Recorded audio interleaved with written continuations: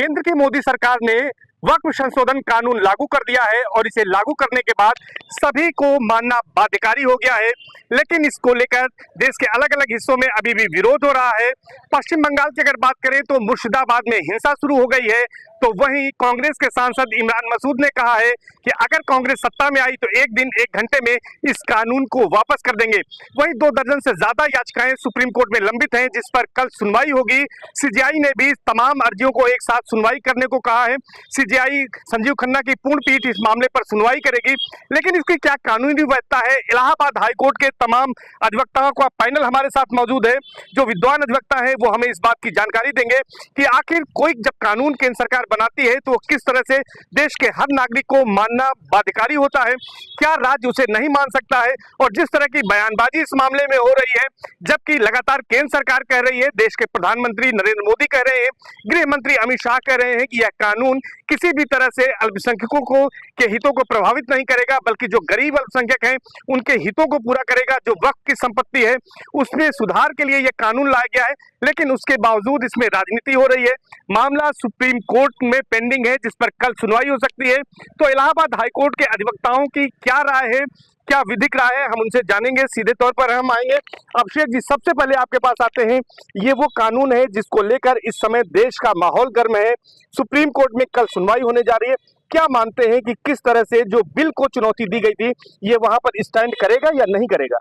देखिए, कोई भी जब कानून बनता है तो उसको एक कमेटी बनती है, उसमें चर्चा होती है, उसके बाद वो पार्लियामेंट में पेश होता है, उस पर चर्चा होती है सदन में, उसके बाद कोई कानून पास होता है।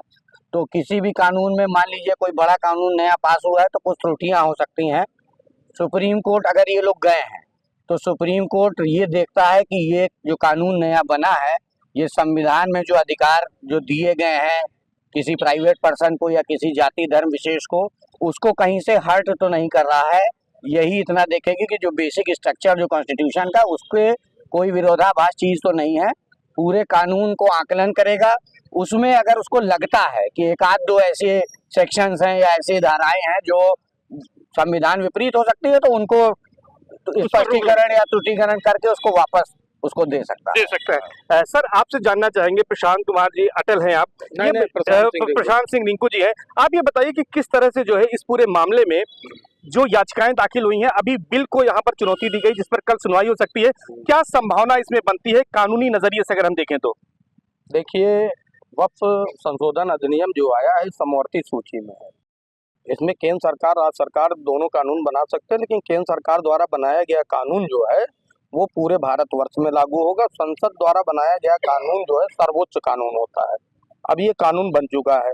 रही बात सुप्रीम कोर्ट में जो याचिका इन्होंने दाखिल किया है उस पर सुप्रीम कोर्ट जुडिशियल रिव्यू देखेगी आर्टिकल 13 के तहत जो है। अगर उसे बेसिक स्ट्रक्चर या फंडामेंटल राइट जो है आर्टिकल 21, आर्टिकल 19, 15, 14 जो भी आर्टिकल्स उसमें आते हैं, 300 राइट टू प्रॉपर्टी एक्ट, अगर उसमें बेसिक स्ट्रक्चर या फंडामेंटल राइट किसी का वायलेट होता है और अल्पसंख्यक लोगों से जुड़ा मामला है, अगर समीक्षा न्यायिक करेगी, अगर कहीं असंवैधानिक पाता है तो रद्द कर देगी, नहीं पाएगा तो ये कानून पूरे भारतवर्ष में लागू होगा और सबको मानना पड़ेगा। निश्चित तौर पर सुप्रीम कोर्ट अगर कोई अवैधानिकता पाता है, किसी तरह से किसी के जो राइट्स हैं, फंडामेंटल राइट्स हैं, उनका वायलेशन होता है, तभी इस पर रोक लगाएगा, नहीं तो यह कानून सबको मानना होगा। सबसे बड़ी बात है कि इसको लेकर विरोध हो रहा है। क्यों विरोध हो रहा है? क्या लगता है आपको कानून के नजरिए में, क्या इस कानून में किसी तरह की खामी नजर आती है? देखिए, सबसे बड़ा तो विरोध वो लोग कर रहे हैं जो धर्म के ठेकेदार हैं, जिनका इस समय जो लाभ लेते थे उनका लाभ खत्म हो गया। ये निचले तबके के लोगों के लिए फायदे की चीज है और ये कानून बहुत ही अच्छा कानून है। और धर्म के ठेकेदारों के लिए ये है कि उनका काम खत्म हो गया है, अब ये सरकार तय करेगी। तो इसीलिए विरोध का तो सबसे बड़ा कारण यही है जी। और मुर्शिदाबाद का विरोध तो निंदनीय है, बहुत ही निंदनीय विरोध है। वहाँ के सरकार का भी बहुत बड़ा योगदान इस विरोध में है जी। हाँ, तो अच्छा ये बताइए कि क्या कानूनी रूप से कहीं पर कोई खामी है जिसलिए इसका विरोध हो रहा है, या सरकार जब ये कानून वक्फ का संशोधन कानून लाई है तो ये पूरी प्रक्रिया का पालन करते हुए इसको बनाया गया है और इसको सबको मानना चाहिए? इस जो कानून सरकार ने बनाया है ये सभी को मानना चाहिए। और आज तक जो भी कानून बने हैं उसमें जिसको कानून की जानकारी नहीं होगी वो तो विरोध करेगा ही। और विरोध के साथ साथ जब व्यक्तिगत हित किसी का भी जुड़ा रहेगा तो उसको जब उसका लाभ नहीं मिलेगा तो विरोध करेगा। तमाम घटनाएं बड़ी बड़ी देख ही रहे हैं, हर जगह आंदोलन वगैरह भी हो रहे हैं खिलाफ में। पहली बात तो उस कानून को जानने की जरूरत है कि उस कानून में क्या है। और वो कानून सबके लिए लाभकारी है। प्रक्रिया सही है पूरी। प्रक्रिया पूरी तरीके से सही है। सर केंद्र सरकार जो कानून लाई है, क्या प्रक्रियागत कोई खामी है जिसकी वजह से विरोध हो रहा है, कोई अन्य वजह है? नहीं नहीं, हमें तो ऐसा नहीं लगता कि किसी प्रकार की कोई खामी है इसमें। ठीक है, लोकसभा से ये पारित हुआ है, राज्यसभा से पारित हुआ है, माननीय राष्ट्रपति जी ने इस पे हस्ताक्षर किए हुए हैं, तो मेरी समझ से ऐसा कुछ नहीं है कि किसी प्रकार की खामी है। जिनको खामी लग रही है उनका व्यक्तिगत स्वार्थ है, उन्हें ही खामी लग रही है, बाकी इसमें कोई खामी नहीं है। वकील साहब आप हमारे साथ जुड़े हैं अभी। ये वक्फ संशोधन कानून बन गया है, इसका विरोध हो रहा है, आपको क्या लगता है कि प्रक्रियागत कोई खामी है, विरोद क्यों हो रहा है? नहीं सर, ऐसा नहीं है। इसमें कोई हमारे अपने नज़र से इसमें कोई खामी नहीं है। जैसे इसमें ये हमको लगता है कि 1995 में ये बिल आया, जिसमें से 40 संशोधन किए गए थे लगभग, उसमें से 14 संशोधन इसमें भी पास किए गए हैं। इसमें से कुछ संशोधन ये है कि पहले क्या था कि कोई मुस्लिम परिवार का कोई नहीं है तो उसकी पत्नी को ना देके सीधे सीधे वह बोर्ड को चली जाती थी जमीन। अब ये कहाँ तक सही है, आप बताइए कहाँ तक परिवार तक रहेगा ये कानून? ठीक है, हाँ, परिवार में जाना चाहिए, भाई पहले पत्नी को मिलना चाहिए, जब कोई नहीं हो तो चाहे जहाँ चली जाए। सर एक सवाल आपसे लेंगे कि अब ये इस मामले में सुप्रीम कोर्ट सुनवाई भी करने जा रहा है, लेकिन इस बीच तमाम पॉलिटिकल बयान आ रहे हैं, खासतौर पर कांग्रेस के सांसद इमरान मसूद हैं, उन्होंने कहा है कि उनकी सरकार आएगी तो एक दिन एक घंटे में इस कानून को रद्द कर देंगे। क्या किसी कानून को जो भारत की संसद ने बनाया हो उसको इस तरह से रद्द किया जा सकता है? ये सिर्फ पॉलिटिकल स्टंट है? देखिए ऐसा है कि जब भी कोई भी पार्टी की सरकार, मैं किसी पार्टी की बात नहीं कर रहा हूँ, ये विपक्ष का काम है। बिल्कुल, हम कानून की बात करें, कानून क्या कहता है? विपक्ष का काम है कि सरकार की कभी वो तारीफ नहीं कर सकती, हमेशा विरोध में ही, चाहे सत्ताधारी जो भी पार्टी रही हो उसका विरोध होता रहा है। कोई भी कानून जब बनता है तो उसके पीछे एक मंशा होती है। इस कानून के पीछे मंशा ये थी कि कुछ एक वर्ग के लोगों ने पूरे वक्फ बोर्ड के ऊपर कब्जा करके रखा हुआ था। इस कानून के माध्यम से इसको एक बड़े पैमाने में बताते हुए, एक बड़ा पैनल बनाते हुए, जिसमें गैर मुस्लिम लोग भी शामिल होंगे इस एक्ट के तहत। पहले आप वक्फ बोर्ड के पास ही जाते थे, अगर कोई दिक्कत होती थी उस वक्फ बोर्ड के पास जिससे आप पीड़ित रहते थे। अब आपको सिविल कोर्ट का मुद्दा खोल दिया गया है। जहां तक रही बात कानून मानने न मानने की या वापस लेने की, प्रक्रिया वही है। आपको पुनः राज्यसभा लोकसभा ले जा करके आपको फिर से पास कराना पड़ेगा, उसको रद्द करना पड़ेगा, फिर राष्ट्रपति की संस्तुति लेनी पड़ेगी। इतना इजी प्रोसेस नहीं। बिल्कुल, मतलब ये बयानबाजी है, ये इजी प्रोसेस नहीं है। जिस तरह से कानून बना है, अगर कानून वापस लेने की बात होगी तो फिर से उन्हीं प्रक्रियाओं का पालन। रिंकू जी आपसे जानना चाहेंगे, जो ये कानून है इसको वापस लेने की बात हो रही है, ममता बनर्जी तो साफ तौर पर कहती है कि उनके स्टेट में ये लागू ही नहीं होगा, इसमें किस तरह से पॉलिटिकल स्टंट है या इसमें ऐसा वो कर सकती हैं, इसको स्टे कर सकती हैं अपने स्टेट में? देखिए ये पॉलिटिकल स्टंट है।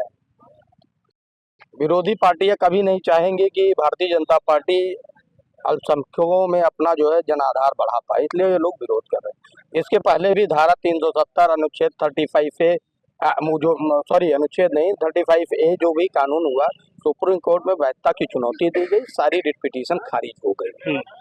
मेरे हिसाब से जो पॉलिटिकल स्टंट की बात है, पॉलिटिकल स्टंट ये समझिए कि वक्फ बोर्ड से सामंतवादी व्यवस्था को समाप्त कर दिया है वर्तमान सरकार ने, और समीक्षा जो है सुप्रीम कोर्ट द्वारा किया जाएगा। सुप्रीम कोर्ट को जो उचित लगेगा, न्याय विधि संगत होगा, वो वही कानून को या तो रद्द करेगा या तो लागू करेगा। मेरे हिसाब से रही बात, इसमें राजनीतिकरण नहीं होना चाहिए। बिल्कुल, राजनीतिकरण नहीं होना चाहिए। सर आपसे जानेंगे कि अब इस मामले में सुप्रीम कोर्ट सुप्रीम सुनवाई करने जा रहा है, 2 दर्जन से ज्यादा अर्जियां इसमें दाखिल की गई हैं। क्या उम्मीद है जब इसमें कल की सुनवाई होगी, कानूनी रूप से किस तरह से ये स्टैंड करेगा? बिल होगा या फिर नई याचिकाएं इसमें जो है संशोधन के लिए कोर्ट मांग सकता है? देखिए, सबसे पहले तो इन्होंने बिल को चैलेंज किया था, अब वो पूरी तरह कानून बन गया है, तो आपको उसको अमेंड करना पड़ेगा। कोर्ट कहेगी कि इसको चैलेंज करिए, अब कानून जो बन गया इसको चैलेंज करिए। आपने पहले बिल चैलेंज किया, सभी अर्जियां बिल चैलेंजिंग पे है, तो अमेंडमेंट तो इनको करना पड़ेगा सुप्रीम कोर्ट में, तभी सुप्रीम कोर्ट आगे की सुनवाई करे। जी सर, आपको क्या लगता है इस पूरे मामले में, जिस तरह से वक्फ कानून का विरोध हो रहा है, अब सुप्रीम सुनवाई इसमें सुप्रीम कोर्ट में होने जा रही है, किस तरह से ये अर्जियां स्टैंड करेंगी और सुप्रीम कोर्ट का क्या रुख हो सकता है इसमें? कानूनी नजरिया क्या है आपका? ये हमारे तरफ से तो ऐसी कोई त्रुटि नहीं है। जो बिल संशोधन पास हुआ है इसमें किसी प्रकार को उसमें सारी अर्जियां डिसमिस ही होगी। डिसमिस होगी। आपको क्या लगता है कि सुप्रीम सुनवाई में क्या कुछ हो सकता है इसमें? इसमें सुप्रीम कोर्ट हमारे तरफ से तो पूर्णतः इसको खारिज ही करेगी, क्योंकि इसमें होने लायक कुछ संशोधन इसमें है ही नहीं, और बिल तो रद्द होने कोई सवाल ही नहीं। आपको क्या लगता है सर? नहीं, बिल सारी अर्जियां इसमें खारिज होनी है, इसमें कुछ नहीं हो सकता। कानूनन सर आपसे भी कमेंट ले लेते हैं फाइनल। कि अब चूंकि सुप्रीम सुनवाई हो रही है, अगर इसमें सुनवाई होती है तो जिस तरह से इसमें अर्जियों के जरिए चैलेंज किया गया, क्या हो सकता है कि कानूनी नजर में आप क्या सोचते हैं इसमें? देखिए, हमने पहले भी कहा कि इसको एक स्क्रूटनी समझिए, इस कानून को एक स्क्रूटनी होनी है कि इस कानून में क्या क्या बदलाव लाए गए हैं या क्या क्या चीजें लाई गई हैं। वो जो संविधान में चीजें, जो अधिकार लोगों को या धर्म को दिए गए हैं, उसको कहीं ओवरराइड तो नहीं कर रहे हैं। बस इतना ही उसमें देखने की बात है। बाकी 20 साल से मैं भी इस हाई कोर्ट में हूँ और तमाम हम लोग जजमेंट देखते पढ़ते रहते हैं, कई हम लोगों ने कराए भी हैं। इस सारी तौर पे इसमें सिर्फ यही चीज है कि संविधान के किसी अनुच्छेद का उल्लंघन ना हो, बाकी प्रक्रिया सब सही है।